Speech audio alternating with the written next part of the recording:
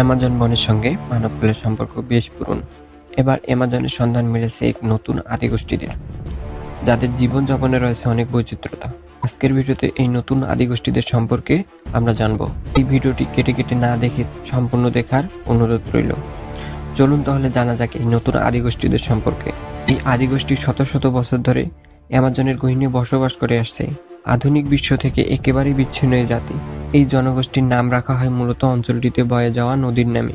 Moscow জনগোষ্ঠীর ভাষা, সামাজিকতা ও বিশ্বাস সবকিছুই রহস্যের জালে মোড়া। অ্যামাজনের গহীনে যেসব আদিবাসী চাষাবাদ ও বসতি স্থাপন করে না, যাযাবরের মতো জীবনযাপন করে থাকে, তাদের জনসংখ্যা দিন দিন বেড়েই চলেছে। 1999 সালে তাদের জনসংখ্যা ছিল মাত্র 20 জন, কিন্তু বর্তমানে এদের জনসংখ্যা এসে দাঁড়িয়েছে দ্বিগুণ। দুনিয়াটা খুব দ্রুত গতিতে বদলে যাচ্ছে। তবে এই কথাটি খুব বেশি বুঝতে পারবে না অ্যামাজনের এই আদিগোষ্ঠীরা, কারণ তারা তেমনই জীবনযাপন করছে যেমনটা 20,000 বছর আগে তাদের পূর্বপুরুষেরা করে গেছে। এরাই সম্ভবত শেষ অজানা এক গোত্র, যাদের কথা জানত না পৃথিবী। তবে বর্তমানে আধুনিক বিশ্ব আধুনিক যন্ত্রাংশের সাহায্যে জানতে পারছে এই আদিগোষ্ঠীদের সম্পর্কে। এরা বসবাস করে একরির উত্তর পশ্চিমে। এদের জীবনযাপনে নানাবিধ বৈচিত্র্যময়ের দেখা মেলে।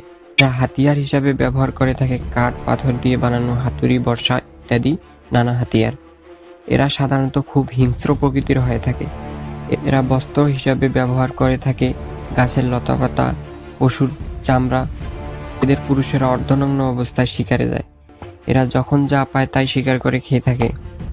এই আদিবাসীরা তাদের এলাকার চারপাশে হাজার হাজার বিষাক্ত বিষ মিশ্রিত ধারালো গজার পুঁতে রাখে বহিরাগতদের আক্রমণ থেকে বাঁচার জন্য। তারপরেও যদি কোনো বহিরাগত এদের এলাকায় কোনোভাবে প্রবেশ করে, তবে তাদের ধরে হাত পা বেঁধে আগুনে ঝলসিয়ে খেয়ে থাকে এই আদিবাসীরা। মনে করা হয় এরাই অ্যামাজনের প্রকৃত রক্ষক।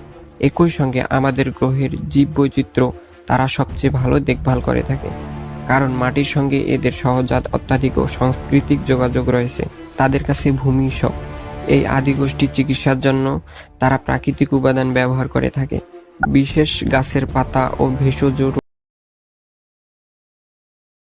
রোগ নিরাময়ের মূল উপকরণ। বনজ ঔষধ ও সামারের সাহায্যে রোগ নিরাময় করা হয়ে থাকে।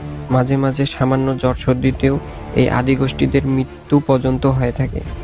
এই আদিবাসীদের মাঝে নানা কুসংস্কার ও ভুল ধারণা রয়ে গেছে। এই আদিগোষ্ঠীদের আত্মীয়দের মাঝে কেউ মারা গেলে তারা তাদের লাশ কবর না দিয়ে নিজেদের কাছে নানাবিধ তেল দিয়ে মালিশ করে মৃত লাশ তাদের কাছে সংরক্ষণ করে রাখে। তাদের ধারণা মৃত্যুর পরও তাদের স্বজনেরা তাদের আশেপাশে থেকেই যায়। তারা তাদের লাশ মমি করে নিজেদের কাছে রেখে দেয়। ভিডিওটি কেমন লেগেছে তা কমেন্টে জানাতে ভুলবেন না। এমন রহস্য রোমাঞ্চ ভিডিও পেতে আমাদের চ্যানেলটি সাবস্ক্রাইব করে বেল আইকনটি বাজিয়ে দিয়ে পাশে থাকুন।